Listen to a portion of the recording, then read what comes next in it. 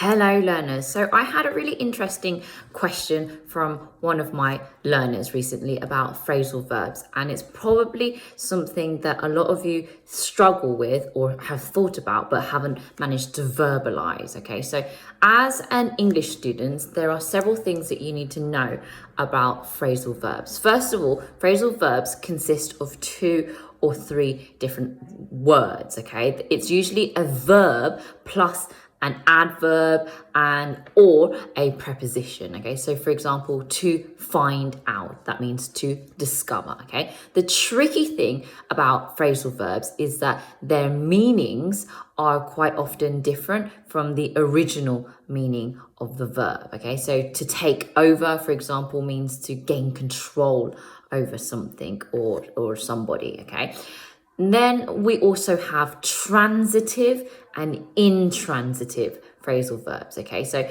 all verbs in general, can either be transitive or intransitive. And when a verb is transitive, it just means that it has an object. Yeah, it has an object. For example, throw a ball. Okay, so the ball is the object, the verb is throw a ball. Phone somebody. Okay, study English.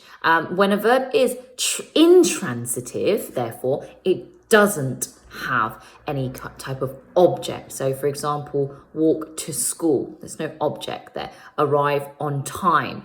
Go to the cinema. When a phrasal verb is transitive, you put the object between the verb and the adverb or the preposition, or you can put it afterwards as well. There's no difference in the meaning, whether it's transitive or intransitive. So, for example, take off your jacket, or take your jacket off. Yeah? But when we use a pronoun, it has to go in the middle. Okay, so for example, take it off, not take off it. Okay, so another example of transitive phrasal verbs. Before you use the computer, you need to turn it on. Yeah, she looked at the magazine and put it down. Okay, there are a lot of dead leaves in the garden. We need to clear them up. Okay, in terms of intransitive verbs, then intransitive phrasal verbs are much easier to use because there's no objects to worry about. Okay, so some examples of intransitive phrasal verbs are: the plane took off and landed on time. Where did you grow up? The car is terrible. It breaks down all the time, especially mine. You're doing really well, so carry on like this. So therefore, the main difficulty lies in transitive phrasal verbs. So when it has an object, be careful with how you use those type of phrasal verbs. Another question that I got asked was whether phrasal verbs are formal or informal, and whether there is a specific kind of list of formal phrasal verbs. Okay, so phrasal verbs in general, realistically speaking, are less formal. Okay, but you can still use phrasal verbs in speech. Okay, while you speak, it doesn't really make a huge amount of difference. However, when you're writing, for example, a research or an academic essay or something for science, you can't use phrasal verbs because it's simply not appropriate to use phrasal verbs in the form of writing in formal situations. Okay, so not in speech. You can still use phrasal verbs even in formal context. So, for example, the phrasal verb ask for, the formal version would be to request. Carry on, for example, I would use to continue instead.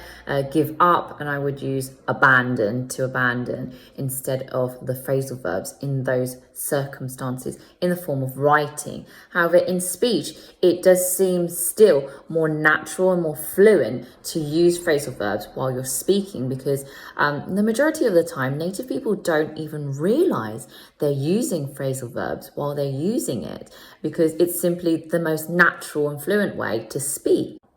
So let me give you an example of some phrasal verbs and the reason why we would use phrasal verb in speech instead of the full length formal version of this word, even in formal situations. So, for example, cut down on. So cut down on means to reduce your consumption of something. So, for example, I'd say, David is trying to cut down on sugar in order to lose weight. Instead of saying cut down on, you would have to say, David is trying to reduce his consumption of sugar in order to lose weight. You see how that sounds very awkward and bizarre, and it doesn't sound very natural, because in speech, it's more common to use phrasal verbs, and it sounds much more fluent, and because it reduces the number of words that you need to use.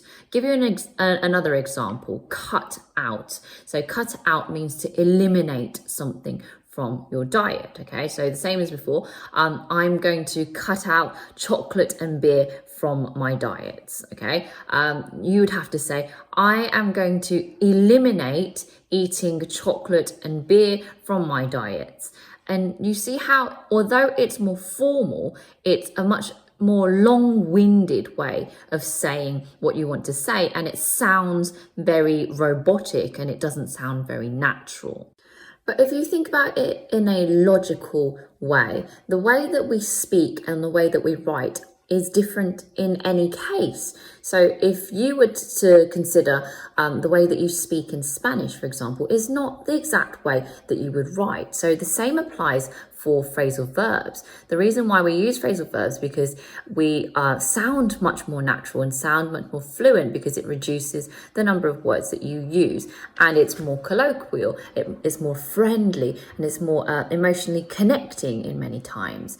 Okay, in terms of writing, however, you use these types of alternative words because you have more time and energy to stop and think about what you're trying to say, and you can use more appropriate words. So I hope this video has cleared things up. If you would like to learn some more about these tips and tricks, and you're applying to take your B2 examinations, I encourage you to sign up for my 21-day free challenge. The link is in the bio, so that you can learn more about English and become more fluent in your speaking, listening, reading, writing, and grammar.